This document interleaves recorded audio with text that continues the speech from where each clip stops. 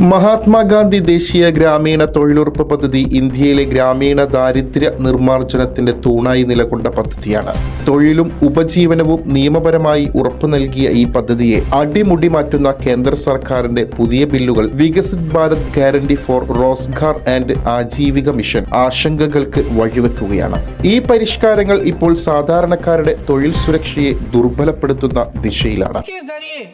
ग्राम सभाओं को इस योजना की मांग की जमीनी परिस्थितियों के आधार पर तय करने का पूरा अधिकार दिया जाता था. आज वो अधिकार कमजोर किया जा रहा है. सर, जो हमारे संविधान की जो मूल भावना है कि हर एक व्यक्ति के हाथों में शक्ति होनी चाहिए, वही मूल भावना पंचायती राज में है और उस मूल भावना के विरोध है ये जो अधिनियम जो ये विधेयक आ रहा है. सर, ये विधेयक वापस लिया जाना चाहिए. इसके बदले में सरकार को एक नया विधेयक पेश करना चाहिए.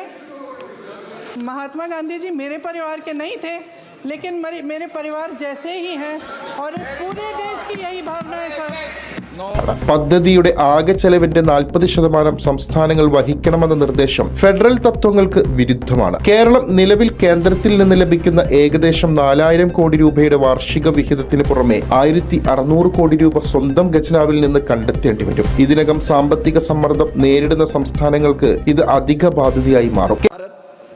गारंटी फॉर रोजगार एंड आजीविका मिशन ग्रामीण VB जी राम जी विकसित भारत जी राम जी बिल 2025 को सभा में पूरा स्थापित കേന്ദ്ര സംസ്ഥാന ധനകാര്യ ബന്ധത്തിലെ ഈ മാറ്റം സാമൂഹ്യക്ഷേമ പദ്ധതികളുടെ നിലനിൽപ്പിനെയും ചോദ്യം ചെയ്യുന്നു. തൊഴിൽ ദിനങ്ങൾ 100-ൽ നിന്ന് 125 ദിവസമായി ഉയർത്തുമെന്ന വാഗ്ദാനം പ്രാഥമികമായി ആശ്വാസകരമെന്ന് തോന്നിയാലും അത് കേന്ദ്രം പ്രത്യേകമായി വിജ്ഞാപനം ചെയ്യുന്ന ഗ്രാമീണ മേഖലകളിൽ മാത്രമായി ചുരുക്കുന്നത് നിയമപരമായ ഉറപ്പിനെ ദുർബലപ്പെടുത്തുന്നു. ഇതുവരെ രജിസ്റ്റർ ചെയ്ത എല്ലാ കുടുംബങ്ങൾക്കും തൊഴിൽ നൽകേണ്ടത് കേന്ദ്രത്തിന്റെ ബാധ്യതയായിരുന്നു. പുതിയ മാറ്റങ്ങൾ വഴി ആ അവകാശബോധം നഷ്ടപ്പെടുകയും അർഹരായ പലരും പദ്ധതിക്ക് പുറത്താകുകയും ചെയ്യുന്ന സാഹചര്യം സൃഷ്ടിക്കപ്പെടാം. കേരളത്തിൽ 22 ലക്ഷം ഗുണഭോക്താക്കളിൽ ഭൂരിഭാഗവും സ്ത്രീകളാണ്. കുടുംബശ്രീയുമായി കൈകോർത്ത് ദാരിദ്ര്യ നിർമ്മാർജ്ജനത്തിൽ നിർണായക പങ്കുവഹിച്ച പദ്ധതിയെ ദുർബലപ്പെടുത്തുന്നത് സാമൂഹികാഘാതങ്ങൾക്കിടയാക്കും. സ്ത്രീകളുടെ സാമ്പത്തിക സ്വാതന്ത്ര്യം, ഗ്രാമീണ ഉപജീവനത്തിന്റെ സ്ഥിരത,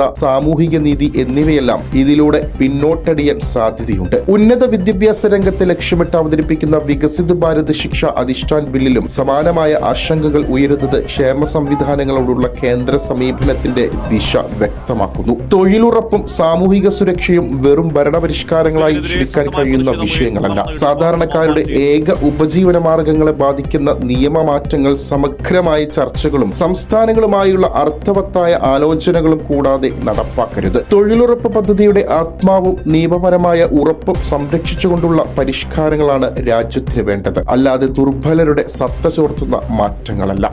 ന്യൂസ് ഡെസ്ക് ZETCO ന്യൂസ്.